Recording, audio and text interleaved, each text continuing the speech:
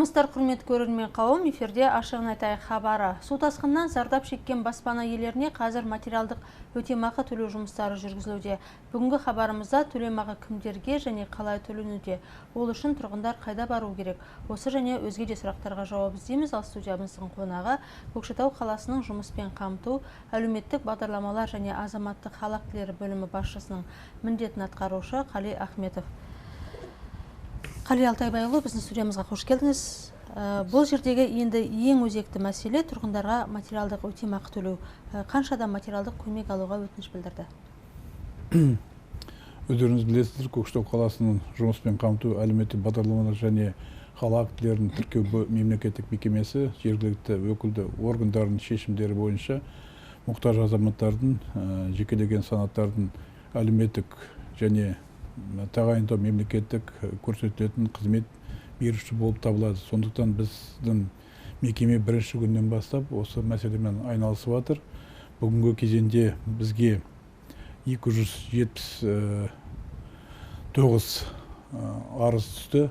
Оның ішінде 100 айлық есептік көрсеткішті біз 135 отбасына төлем жүргіздік. Суммасы 49 миллион 842 мың теңге. 50 айлық көрсеткіш 144 отбасына жіберілді. 26 миллион 582 мың 400 теңгеге. Арыздар әлі түсіп жатыр. Сондықтан комиссия күнделікті заңға сәйкес қарап, олардың мәселелерін бәрін консультация, бәрін ақыл кеңес бәрін беріп жатырмыз. Сондықтан халық бәрін түсінікпен қарайды. Сол екі жақтық жұмысты жүргізіп жатырмыз. Жалпы қала бойынша 76 миллион 424 мың 400 теңге 279 азаматқа осы төленді. Енді жұмыс әлі жалғасы бар. Сондықтан қазір 70 арыз осы таяуда комиссияға тағы шығарылады, тағы қаралады. Сіз жаңа айтып өттіңіз ғой, 100 айлық есептік көрсеткіш ретінде төлеп жатсыздар, одан қалды 50 айлық есептік, оларды қалай сіздер іріктеп алып жатсыздар? 100 айлық есептер, ол біз заңға сәйкес ережеге бізде тағы да комиссия құрылған, ол зардап шеккендердің қандай материалдық нелерін зардап шеккендерге тұрмыстық заттары бәрі үй өздерінің пәтерлері сол су тасқынына зардап болғандарға біз комиссия қала әкімдігінің ашылды. Сонда барлық депутаттар, қоғамдық ұйымның нелері, содан кейін мемлекеттік мекемелер соларға сәйкес солар күнделікті сол өтініштерді талдап, қарап нетеді. Сол неде комиссияда осы нелер қаралады. Сондықтан заңға сәйкес 100 айлық есептік көрсеткіш ол төлемдер жүргізілді. Олар үйлері суға тасқынына кетіп, материалдық жағдайлары зардап шеккендерге 100 айлық көрсеткіш. Басқа су тасқыны болмаған жерлерде қар еріп неткен оларға төтенше жағдай қалалық басқармасының анықтамасымен актісі бойынша жекелеген санаттар арыздарын беріп, ол бізде сол ереже бойынша қаралып, оларға 50 айлық есептік көрсеткіштер төленді. Төтенше жағдай кезінде үйлеріне су кірген тұрғындарға қанша қаражат берілуі керек? Оны біз қазіргі кезеңде оны тура айта алмаймыз. Неге десеңіз, ол комиссия нетеді. Комиссия бізге жұмыс органы болып біз бекітілдік. Осы жаңа айтып кеткен комиссияның қарауына арыздарды біз бірінші біздің мекемеде қабылданады. Одан кейін біз қалалық әкімшілікке сол комиссияның төрағасына жіберіледі. Онда жұмыс тобы комиссияға дайындайды. Сонда барлық әр арызды талдап, нетіп, қарап, сосын шешім қабылдайды. Оны есеп қалай зардап шеккенін есеп жүргізу үшін жеке сол есептейтін азаматқа жіберіледі. Не болмаса осы арыз шағымданған кісі өзі сол есепті сол жалдап сол кісілерге істете алады. Сосын сол зардап етілген қорытындысы бойынша ол сол комиссияға шығарылады, сол комиссия сосын шешім қабылдайды. Ереже бойынша олар 2014 жылғы үкімет заңы бар, ережесі, сол арқылы сол несін қорытынды жасайды. Содан кейін оны анау есептеуші неткенден кейін сол арыз берушіге таныстырады. Ол кісі келісе ме, келіспей ме, содан кейін келіссе, онда комиссия сосын шешімін қабылдайды. Зардап шеккен адамдар тек қана барып комиссияға не болмаса сіздердің жаңа бөлімге өтініш қана білдірмейді ғой, олардың өздерімен бірге жаңа су тасқынынан зардап шеккен туралы анықтама қандай да құжаттар болуы? Жоқ, ол құжаттар мынандай нелер беріледі. Сол бізге тапсырарда жеке куәлігін нетеді, әкеледі, біз оны салыстыру керек, ол азаматтың несін. Сосын осы бүлінген мүліктің тізбесін жазады, бекітілген форма бойынша. Сосын жылжымайтын мүлікке құқық берілген құжатты нетеді, анықтамасын береді. Және 20 таңбалы шот, есеп шоты. Судан зардап шеккен туралы қалай дәлелдейді олар? Өздерімен бірге фото суреттерін алып келе ме, әлде комиссия мүшелері сол жерге барып қарай ма? Онда мынау соны нететін оценщик дейді ғой орысша. Сол кісі олар өздері таңдайды, өздері таба алмаса, онда қалалық әкімшілік шартқа тұрған сол оценщиктердің өздері таңдап солардың ішінен аралады, сол оценка жүргізеді. Оған комиссия мүшелері ешкім қатыспайды. Мемлекеттік қызметкерлер де, бөлімдер де, неге десеңіз, ол жеке ертең коррупциялық нелер жағдайлар болмау үшін тек қана арыз берушімен сол оценщик екеуі нетеді. Одан кейін соны неткеннен кейін, есебін шығарғаннан кейін неткеннен кейін оценщик сол арыз берушіге өзі таныстырады қорытындысын. Осылай деп. Ол кісі келіссе, онда комиссия сол материалдарды жинап, жұмыс тобы шығарады, сосын сонда қарап, әрбіреуін зерттеп, нетіп, шешім қабылданады. Не болмаса, ол кісі ол неткеннен кейін келіспесе, онда ол кісі тағы да есептеушіні қайтадан өзі іздеп, тағы да басқасын етіп, тағы да нетеді, өтініш беріп, қайтадан сол комиссияға береді, біз арқылы, Шалқар Тоғызға, біздің бөлім арқылы.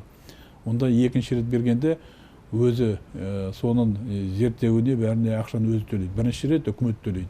Бағалаушыға, иә? Иә, бағалаушыға. Егер ол жеке меншік өз бағалаушыны тауып алса да, ол өзі нете алады, иә. Оған ұсыныс беріледі, өзі табам десе, онда өзі тауып бірінші рет сол өзінің бағалаушыны нетсе, үкімет сол бағалаушының жұмысына төлем жүргізеді.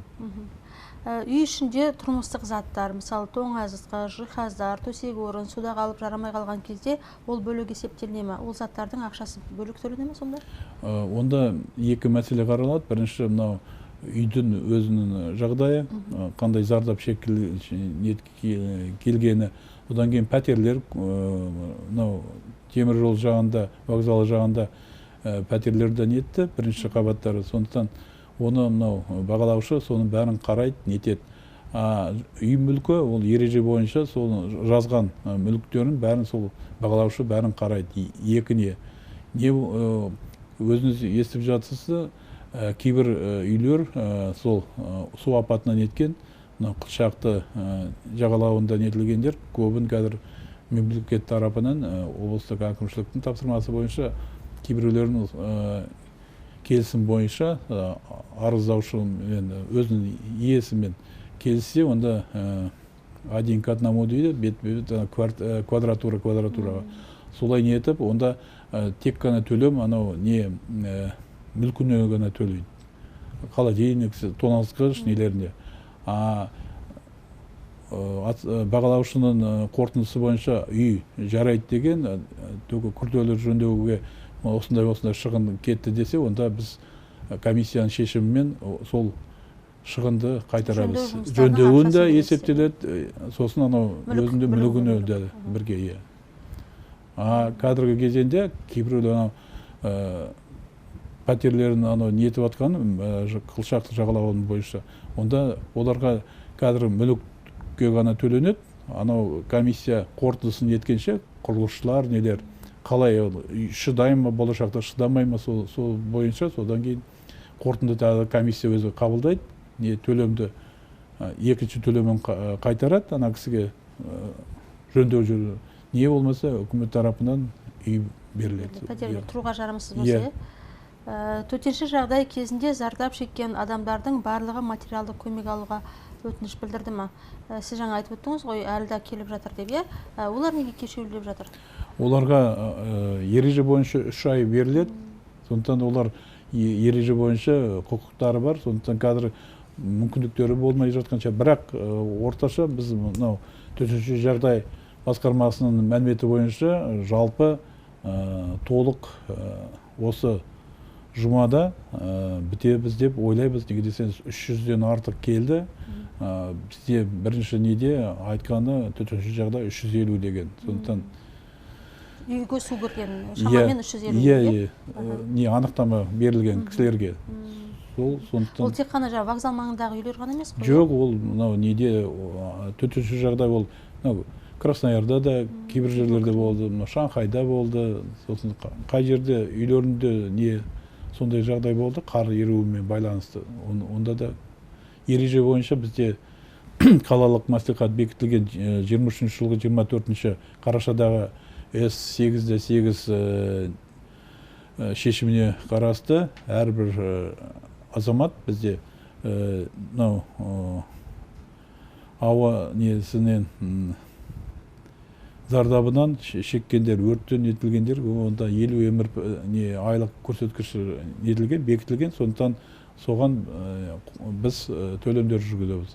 Екіншіден осы зардап шеккендер Қылшақты өзенінің суынан несінен шыққанына қаулы шығарылды. Қалалық әкімнен қосымша сол 50 айлық көрсеткішке көбі зардап шеккендерге 100 айлық көрсеткішке жеткізу үшін қаулы қабылданды. Сол қаулы бойынша тағы 50 айлық көрсеткіш қосымша төленді. Ол үкіметтің тапсырмасы бойынша, сондықтан сол. Материалдық көмек алу үшін зардап шеккен жандар қандай құжат тапсыру керек? Материалдық көмек арналған құжаттар ол жеке басын куәландыратын құжат, жеке басын бізге сәйкес істендіру керек. Сондықтан ол өзінің сол куәлігін әкеп көрсету керек, сол беріп атқан арыз мекемесіне. Екіншіден, табиғи зілзала салдарынан азаматқа отбасымен не оның мүлкіне келтірген зардап фактілерін растайтын құжат. Ол жаңа айттым, төтенше жағдай басқармасының анықтамасы, сосын актісі керек. Содан кейін келтірілген фактісін растайтын құжат керек. Ол төтенше жағдай жаңа айтып кеттім. Сондай екінші деңгейдегі банктың 20 таңбалы шотын бізге әкелу керек. Неге десеңіз, сол төлемдерді сол есеп шотқа түсіруге өтініш берушінің Көкшетау қаласының тіркеуі болуға тиісті.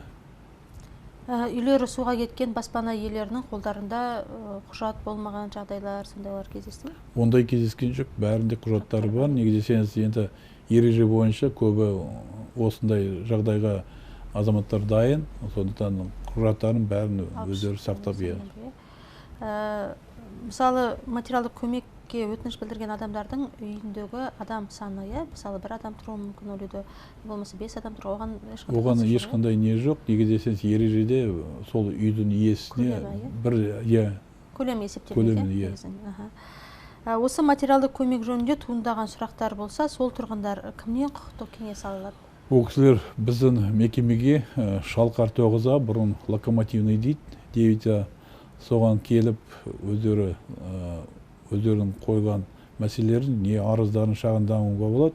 Бізде бірінші қабатында сол мекеменің операциялық зал бар, сонда 3-ші терезеге келеді, сонда қабылдау жүргізіледі.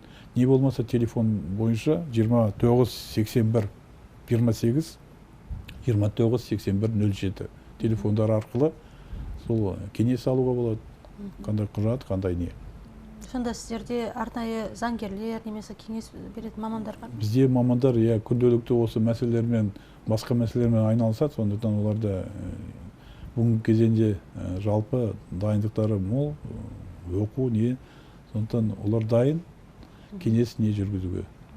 Жаңа құжат тапсырып бастаған уақытта жаңағы орталыққа келетін адам саны өте көп болды ма, кезек болды ма? Жоқ, олар бірінші кезеңде біз оларға насихат жұмыстарын кездесу бойынша жүргіздік. Сондықтан олар асықпай, сол ниетті құжаттарын бәрі сол топан су көтерілген жағдайда да халық өте сыпайы, өте не болды, негізі сенімділіктері мол. Сондықтан барлығы Көкшетау қаласы бойынша жұмысқа аяқталып келе жатыр. Барлығы өздерінің азаматтығын несін көрсетті, бірлігін, несін түсініспеушілік екі жақтан да болды. 9 мамыр жеңіс күніне орай қандай төлемдер қарастырылған? Көкшетау қаласы бойынша жаңа мен айтып кеттім, сол қалалық мәслихаттың шешімі бойынша бізде жыл сайын әр мемлекеттік мейрамдарға нелерге арналған төлемдер жүргізіледі. Сол төлемдер олардың табыстарына қарамастан, сол жыл сайынғы дәстүр бойынша биыл 79 жылдық ұлы жеңіске тойлайын деп отырмыз. Соның қарсаңында біз осы сәуір айында төлемдерді жібердік. 999 санат азаматқа 55.352.500 теңге қалалық бюджеттен жіберілді. Оның ішінде енді өздеріңіз білесіздер, енді бүгінгі кезеңде Көкшетау қаласы бойынша бірақ Ұлы Отан соғысының ардагері қалды. Сондықтан жуырда шешім қабылданды. Облыстық деңгейден сол азаматтарға, соғысқа ардагерлерге 3 миллионға дейін төлем жүргізуге. Сол төлем жүргізіледі. Одан кейін Ұлы Отан соғысының сол ардагерлеріне жататын азаматтар, ол тыл ардагерлері марапатталған соғыс кезінде медальдар мен нелерге, оларға 10 айлық есептік көрсеткіш төленеді, 36.920 теңге. Және мынау Ұлы Отан соғысының ардагерлеріне басқа мемлекеттік аумағында ұрыс қимылдарға араласқан біздің ардагерлер 25 айлық көрсеткіш, ол Афган, басқа нелерге 92.300 теңге төленеді. Және өзіңіз білесіз, бүгін Чернобыль апатының қатысқан несі бүгін өтеліп отыр. Енді қайғылы күн, бірақ 26 сәуір солған жыл сайын біз төлемдер жүргіземіз. Ол кісілерге 25 айлық көрсеткіш 92.300 теңге жіберілді. Содан кейін мынау Ұлы Отан соғысының ардагерлерінің бірге өмір сүрген неткен апайларымызға және мүгедек азаматтар Ұлы Отан соғысының сол кісілер апайларға 10 айлық есептік көрсеткіш оларға да жіберілді осы мереке қарсаңында.